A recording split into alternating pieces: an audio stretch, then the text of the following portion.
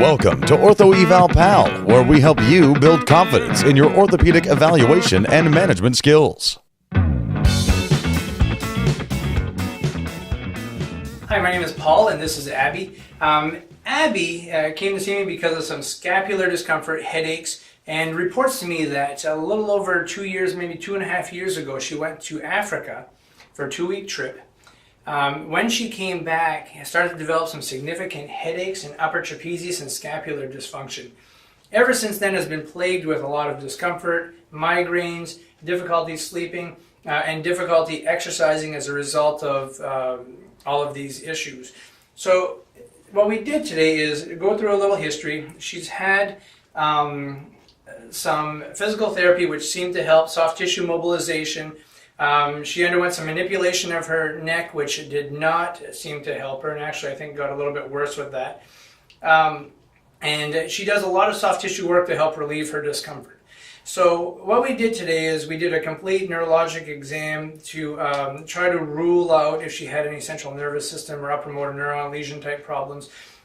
We started first of all with reflex testing, and her arms and her legs were fine, no hyperreflexia. We did a Hoffman's test with her, which was found to be negative. We did the Babinski test, and that was also negative. Manual muscle testing distally is within normal limits. Sensation is equal on both sides, okay? But if you take a look, we're going to have her turn her neck to that side. She has some general neck stiffness.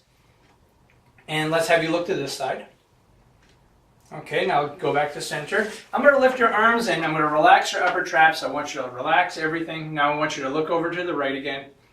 And her range of motion has improved significantly, and look to the left. And it's much less painful, correct? Okay, so we take the muscular tension out of her neck and she seems to improve quite a bit. She has headaches that come up to the back of her neck, sometimes around to her eyes, even down to the temple area. And so now what I'd like to do is show you her range of motion. Okay, so I'm going to have you lift your arms as far as you can. Okay, not very smooth. I'd like you to come down now. Abduct your arms, bring them out to the side. Very, very difficult to do. Lots of work. When I tested her rotator cuff, go ahead and hold your arm up there. Hold tight. She looks weak, but she offers good resistance, but her weakness is coming from her scapular instability. Hold here.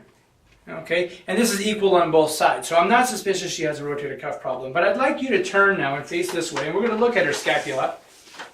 Okay, so let's bring your arm right up to here. I want you to hold, don't let me push. So we get a little bit of winging on this side.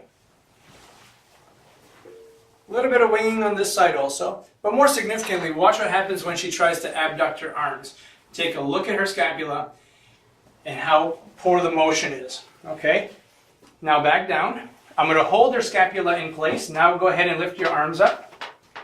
And that's a lot smoother and a lot less painful, correct? Yep. Okay, great. So this tells me that her shoulder dysfunction and neck dysfunction is coming from inappropriate scapular stability and strength. As you can see, she's winging here and winging here. Very unusual presentation to be winging on both sides at the same time. We have to be somewhat suspicious that when she went to Africa, she developed some sort of a virus that affected the nerves along her scapula, possibly the long thoracic nerves on both sides, to cause some of this. She's never had any signs of shingles. She's not been tested for Lyme's disease, but she had a lot of blood work and to rule out things like meningitis and those types of things. I'm not suspicious of an upper motor neuron lesion at this time. I really believe that she has some scapular instability. She's tried doing a lot of strengthening. That hasn't been very helpful, although it helps for a short amount of time. Soft tissue mobilization helps for a short amount of time.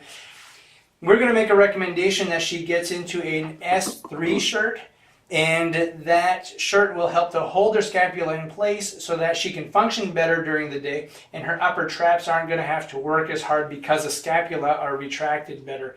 So she should have less headaches, less upper trapezius discomfort, and should be able to exercise and move better as a result of having better stability.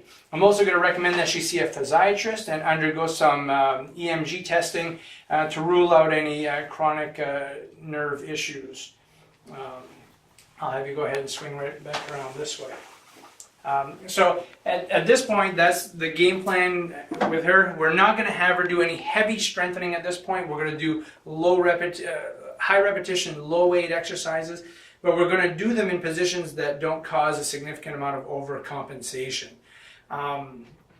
Thank you. We hope you've enjoyed this video, and for more awesome content, go to orthoevalpal.com. Can't wait to see you there.